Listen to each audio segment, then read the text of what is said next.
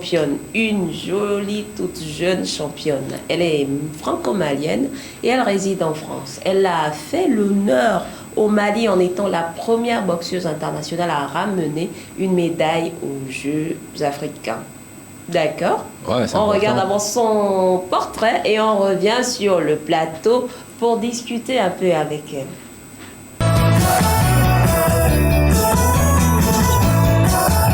Il manque peut-être des infrastructures de boxe au Mali, ainsi qu'une équipe nationale malienne de boxe. Pourtant, le Mali a sa championne de boxe. Elle s'appelle Marine Fatoumata Camara. Elle est née le 28 janvier 1995 à Clamart, d'une mère française, Anne-Marie Camara, et d'un père malien, Gagny Camara. Elle commence la boxe à l'âge de 14 ans, dès sa jeune enfance. Et quelque temps plus tard, elle abandonne et passe plusieurs années sans monter sur le ring. Mais, comme piquée par le virus du noble art, la franco-malienne reprend les gants en 2016 et se fixe comme objectif d'atteindre le haut niveau.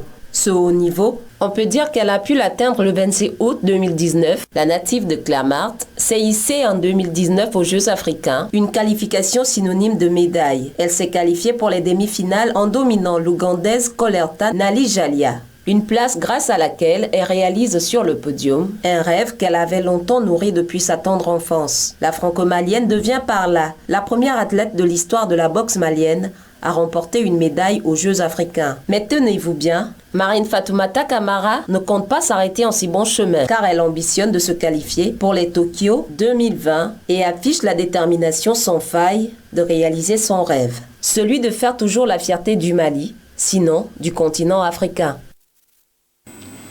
Alors, Stéphane, Marine Fatoumata Camara, toute jeune, toute frêle, mais qui fait déjà de grandes choses pour l'Afrique. Non, mais c'est très important, surtout pour une discipline comme la boxe, une discipline assez spéciale, il faut encaisser et renvoyer, voilà, et elle fait la fierté, comme tu dis, du Mali et de la boxe au féminin, c'est très important. Marine Fatoumata Camara, elle est déjà là avec nous. Bonjour Marine. Bonjour, vous allez bien? Oui, on va bien, ouais, et toi? Super. Super, ça va, merci. Merci pour l'accueil. Alors, comment déjà ça se passe là-bas par rapport à la pandémie du coronavirus qui sévit? Comment est-ce que vous vous en sortez en étant boxeuse internationale? Bah écoute, les premiers temps, ça a été assez difficile parce qu'on n'avait pas le droit de sortir. En fait, en France, on était en confinement jusqu'à début mai. Ensuite, on a eu l'autorisation du coup de reprendre progressivement pour les athlètes de haut niveau la préparation, mais de manière individuelle. Sauf que la boxe, c'est un sport d'opposition, donc forcément, tu perds un peu des réflexes, tu perds un peu des automatismes.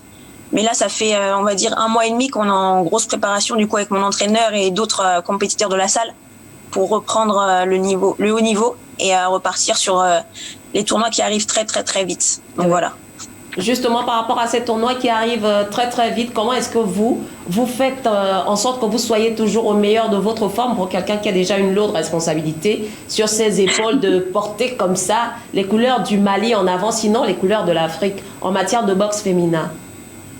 En matière de boxe, on a la chance, moi j'ai la chance d'être à côté de l'INSEP. Donc l'INSEP, c'est l'Institut National Sportif Français. Du coup, souvent, ça nous arrive d'y aller pour mettre les gants avec, pareil, les compétitrices qui sont elles aussi en équipe nationale. Du coup, ça me donne l'occasion pour moi de rester toujours en contact avec le haut niveau. Sinon, on fait très régulièrement des stages à l'étranger, que ce soit en Roumanie, en Italie, en Angleterre, pour du coup aller à la rencontre des compétitrices qu'on sera amené à rencontrer demain sur les tournois. Sinon, je ne suis pas seule sur le plateau. On va vous poser des questions à deux. Il y a aussi Stéphane Cassa qui est là. Stéphane. Alors, rebonjour. Rebonjour. Alors, moi, j'ai une question très, très spéciale. J'aimerais savoir, déjà, vous êtes très belle. Et qu'est-ce qui a amené une belle femme à boxer? C'est quoi l'histoire? L'histoire, elle est... Comment dire? Donc, en gros, moi, j'ai toujours été fan de sport, en fait. Depuis toujours, en fait, je regardais toujours les Jeux Olympiques à la télé, que ce soit avec Usain Bolt, tous les champions qu'on connaît, je pense, actuellement. Et j'ai eu l'envie, en fait, de commencer un sport de combat. À la base, c'était la lutte.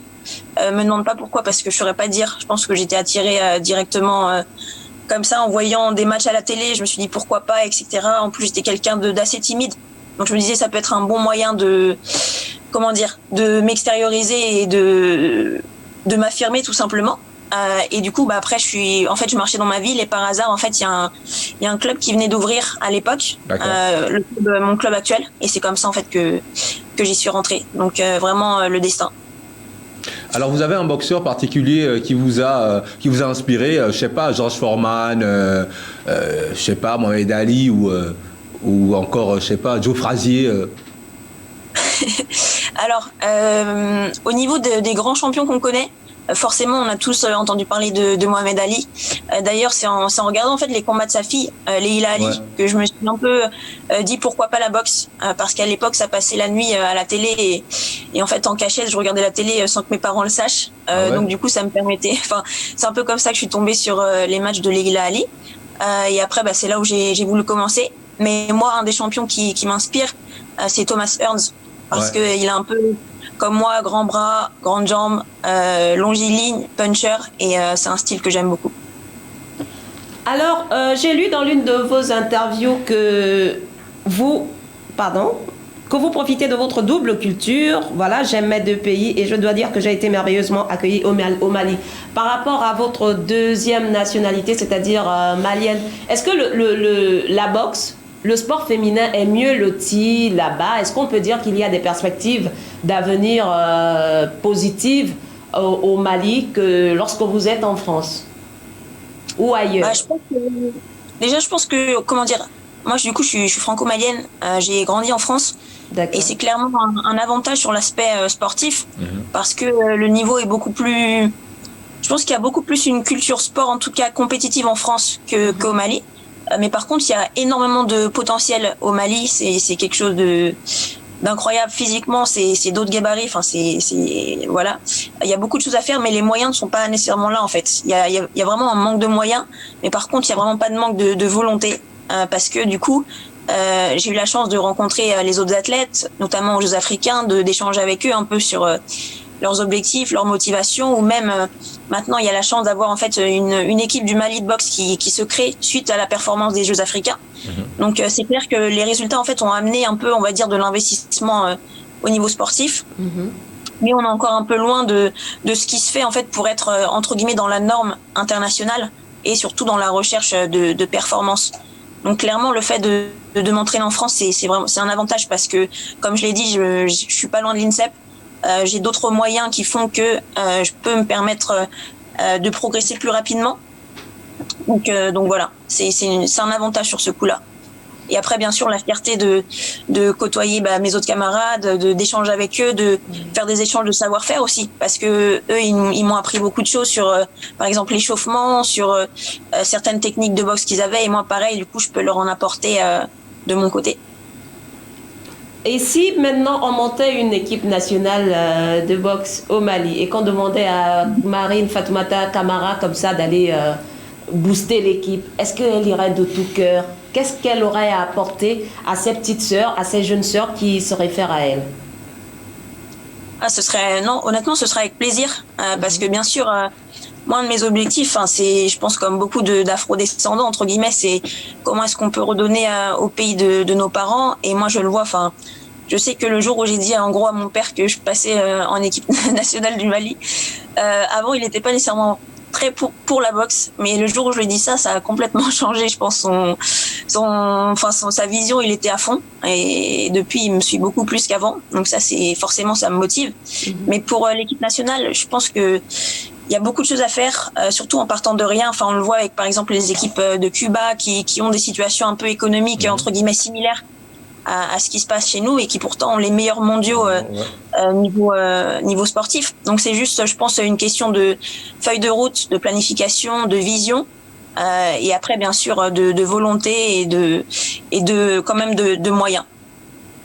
On parle souvent des inégalités dans le sport, les injustices vis-à-vis du sport féminin. On met souvent le football en avant vu que c'est le sport roi. Qu'en est-il de la boxe? Est-ce que vous percevez aussi les mêmes injustices si on parle en termes de sexe, du côté des femmes que du côté des hommes? Alors, personnellement, je pense que oui, je pense qu'il y a beaucoup d'injustices. Après, moi, j'ai quand même eu la chance de faire pas mal de performances dans mon sport. Sur la plupart des sorties en fait que j'ai faites, j'ai toujours amené plus ou moins une médaille. Donc forcément, je le ressens pas nécessairement parce qu'à partir du moment où on gagne, en fait, on est, comment dire, je pense qu'on est perçu plus ou moins de la même manière. Après, c'est clair que là, je parlerai pas nécessairement de, comment dire, de division par rapport à être un homme ou à être une femme, mais plus par rapport au sport, comme tu l'as dit. C'est clair que le foot au Mali, il prend énormément de place. Des fois, ça m'arrive de consulter, tu vois, des pages sportives et de voir que du foot, en fait. Alors que tu as d'autres athlètes qui ont été qualifiés, par exemple, pour les Jeux en taekwondo, tu as eu des performances en basket, etc. Mais c'est vrai qu'on entend beaucoup moins parler. Et aussi, il y a beaucoup de femmes qui sont performantes au Mali. Je pense que les meilleures athlètes, elles sont féminines. On le voit avec les équipes nationales de basketball qui font toujours des résultats impressionnants. Moi, de mon côté, bien sûr, avec la boxe. Et puis, d'autres boxeuses, jeunes boxeuses qui arrivent et qui ont beaucoup de potentiel. Donc voilà. Est-ce qu'on peut dire que la discipline de la boxe nourrit son homme? Fatoumata Camara, est-ce qu'elle vit de son art? Alors, pas du tout. La boxe, c'est un milieu, je pense, par rapport à d'autres sports qui n'est pas encore entré dans la dimension sport business. Et du coup, il n'y a pas encore tout ce sponsoring qui permet aux athlètes du coup de générer des revenus. Après, c'est en train de changer. Mais c'est très compliqué. La plupart des athlètes, même que ce soit au Mali ou en France, ont tous un métier à côté, que ce soit à temps partiel ou temps plein, ou sont aidés simplement par leur famille parce qu'ils n'ont pas l'occasion d'être à 100%, quoi. Alors souvent on a coutume de clôturer notre interview en mode un peu taquin. J'ai envie de poser une petite question. Marine Fatoumata Camara, grande boxeuse qui est allée combattre même aux Jeux africains. Est-ce que vous êtes mariée? Vous êtes fiancée? Comment ça se passe? Une boxeuse.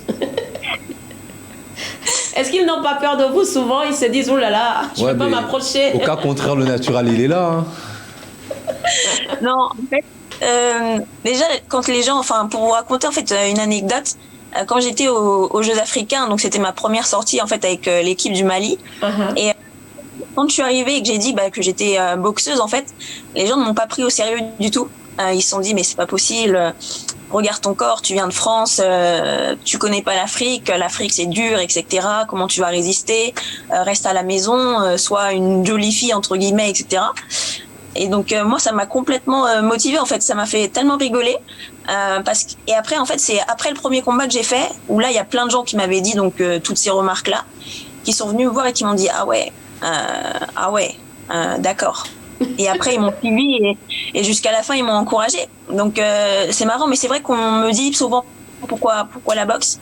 Personnellement moi je suis célibataire parce que c'est vrai que le rythme, en fait on est tout le temps à l'étranger, on bouge toujours, on est sans cesse en mouvement. Une semaine tu vas être là, 2 semaines tu vas être parti. C'est très dur en fait de concilier, je pense, de trouver un équilibre en fait entre vie personnelle et vie privée, surtout en ce moment où moi je me concentre beaucoup sur mon objectif du coup qui est la qualification pour Tokyo. Et c'est vrai qu'on va dire que j'essaye de limiter les distractions. Oui. Donc voilà. Alors Fatoumata Camara, on va vous dire au revoir, mais qu'est-ce qu'on attend encore de Fatoumata Camara parce qu'elle est encore toute jeune. Nous, on a encore les yeux bien ouverts sur elle. Qu'est-ce que tu nous promets? Qu'est-ce que tu as encore en réserve dans ta besace pour que l'Afrique puisse encore se lever derrière toi et dire oui, on a gagné, on l'a eu? La performance tout simplement, parce que c'est clair que quand on a un titre, c'est à ce moment-là que les gens commencent à nous écouter. Avant, pas du tout. Donc c'est pour ça que moi, mon objectif, du coup, c'est de devenir la première femme malienne, du coup, qualifiée aux Jeux Olympiques, parce que je pense que ça aura un impact aussi grand que les Jeux africains ont pu avoir. Et ça, je l'ai ressenti, que ce soit plein de gens qui t'envoient des messages, des jeunes enfants qui te contactent, qui te regardent, notamment en France, parce que ce qu'il faut savoir, c'est qu'il y a une très grosse diaspora franco-malienne. Il y a beaucoup de jeunes qui se sont mis à la boxe en fait en France du coup, mais d'origine malienne suite à tout ça. Donc pour moi c'est une grande fierté et j'ai envie que ça aille beaucoup plus loin pour avoir des champions faits sur le continent cette fois-ci. Ça c'est j'espère. Pourquoi pas du coup monter des centres de formation spécial boxe, etc. Donc, alors voilà. Marine, moi j'ai une dernière question à te poser, c'est quel a été ton combat le plus hardcore, le plus difficile? Le plus difficile. Le combat que tu ne vas jamais oublier. Le combat que je vais jamais oublier, honnêtement, c'était un combat donc qui était au Maroc, qui date maintenant d'il y a peut-être 2 ans. C'était pas un combat avec de l'enjeu, mais c'était plus un combat avec une dimension très personnelle. Parce qu'en gros, c'était un moment où j'avais où j'étais plus ou moins en réflexion pour arrêter ou non la boxe. Et en fait, dans ce combat, c'est là où j'ai eu, entre guillemets, l'illumination de me dire, je peux pas arrêter après tous ces sacrifices-là. C'était très dur parce que c'était une très bonne adversaire avec un style qui est assez mobile, alors que moi, je suis plutôt quelqu'un qui aime l'offensif. Du coup, il fallait aller la chercher, etc. Et elle était chez elle. Donc forcément, il y avait la pression du public et des gens qui veulent pas devoir gagner, tu vois. Et moi, j'aime bien boxer, du coup, dans ce contexte un peu d'outsider, pour montrer que voilà, c'est pas parce que je ressemble à quelqu'un de frêle, comme on me dit souvent, que je suis pas quelqu'un de fort. Donc voilà, c'est tout. Merci Marine Fatoumata Camara par ma voix, la chaîne La Belle Radio et Télévision. On vous dit merci pour votre disponibilité, en espérant qu'on vous aura encore lors de nos prochaines émissions pour venir nous annoncer encore de très bonnes nouvelles, parce que nous on fait du Branding Africa, on est derrière des jeunes talents comme vous et on vous dit merci pour ce que vous faites, pour l'honneur que vous apportez à l'Afrique. Merci à vous du coup pour votre visibilité et continuez comme ça, et j'espère qu'on se verra très très bientôt du coup. Avec plaisir. Merci. Au revoir Marine. Ouais. Bonne journée à vous. Au revoir.